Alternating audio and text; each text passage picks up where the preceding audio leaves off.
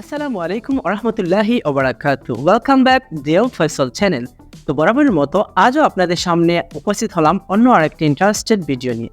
তো আজ আমি আপনাদেরকে দেখিয়ে দিব কিভাবে আপনাদের হাতে থাকা স্মার্টফোন দিয়ে প্রফেশনালভাবে এবং ইঞ্জিনিয়ারদের মতো সফটওয়্যার তৈরি করতে পারবেন, জাস্ট আপনাদের হাতে থাকা স্মার্টফোন দিয়ে। তো আপনারা দেখতে পাচ্ছেন স্ক্রিনে আমি আমার নিজের নামে একটি সফটওয়্যার তৈরি করেছি, যেটির দ্বারা আমি ফটো এডিট করে থাকি। তো আপনারা দেখতে পাচ্ছেন যে আমি একটি ফটো এডিট করেছি। তো এরকম ইন্টারেস্টেড ভিডিও এবং আপনার নিজের নামে সফটওয়্যার তৈরি করার জন্য আমার ভিডিওটি সম্পূর্ণ দেখুন না টেনে। তো চলে যাচ্ছি মেইন ভিডিওতে। Let's start.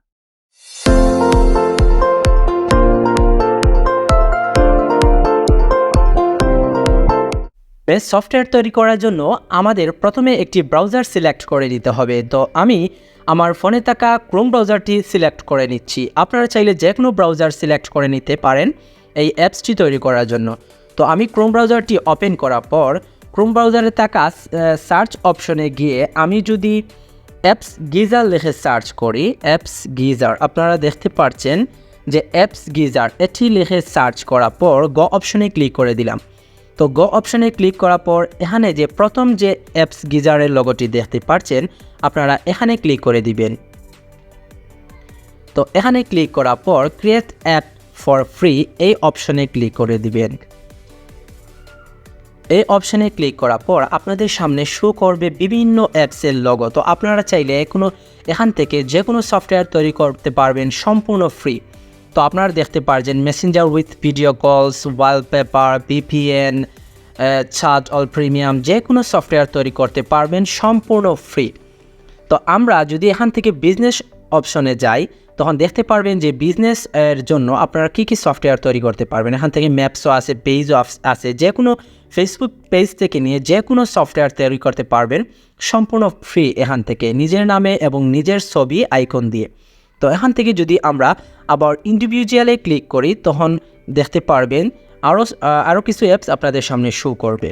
তো এখান থেকে দেখতে পারছেন বিভিন্ন অ্যাপস শো করছে, এগুলো যে কোনো তৈরি করতে পারবেন সম্পূর্ণ ফ্রি। তো আমি তৈরি করেছি এর আগে যে ফটো এডিট নামে যে সফটওয়্যারটি আমার নিজের নামে এবং আমার চ্যানেলের লোগো দিয়ে আমি তৈরি করে দেখিয়ে দিয়েছি। তো এখন আমি আপনাদেরকে দেখিয়ে দিব কিভাবে ওয়ালপেপার সফটওয়্যারটি আপনাদের নিজের নামে এবং নিজের ছবি দিয়ে তৈরি করবেন। তো ওয়ালপেপার সফটওয়্যারটি তৈরি করার জন্য আমরা প্রথমে ওয়ালপেপার অপশনে ক্লিক করে দিব।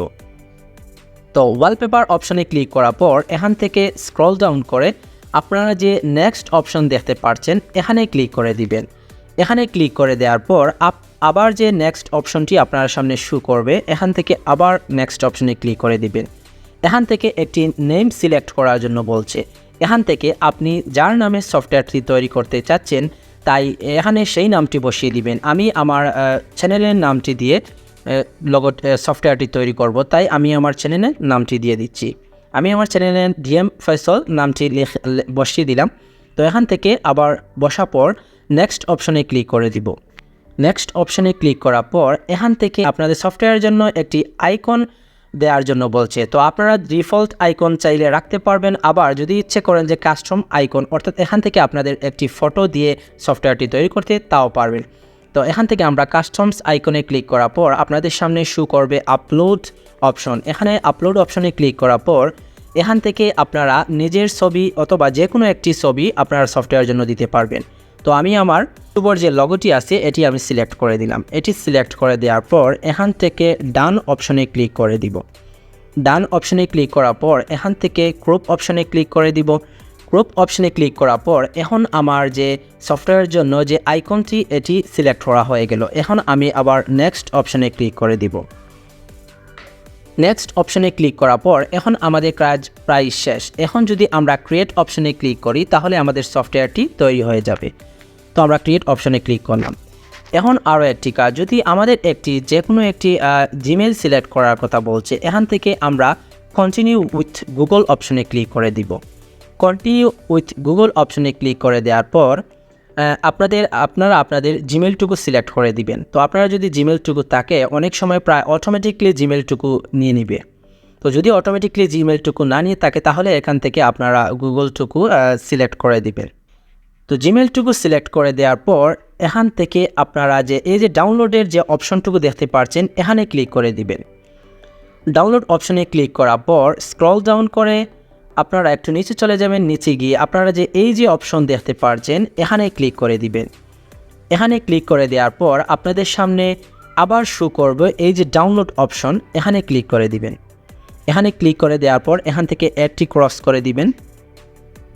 অ্যাডটি ক্রস করে দেওয়ার পর এখান থেকে আবার যে ডাউনলোড অপশন আসবে এখানে ক্লিক করে দিয়ে ওকে বাটনে ক্লিক করে দিবেন। তাহলে অটোমেটিকলি দেখবেন যে লোডিং অপশনটি আপনাদের সামনে শো করবে। তো এটি 100% হওয়ার পরে আপনাদের সামনে ডাউনলোড অপশন অটোমেটিকলি চলে আসবে।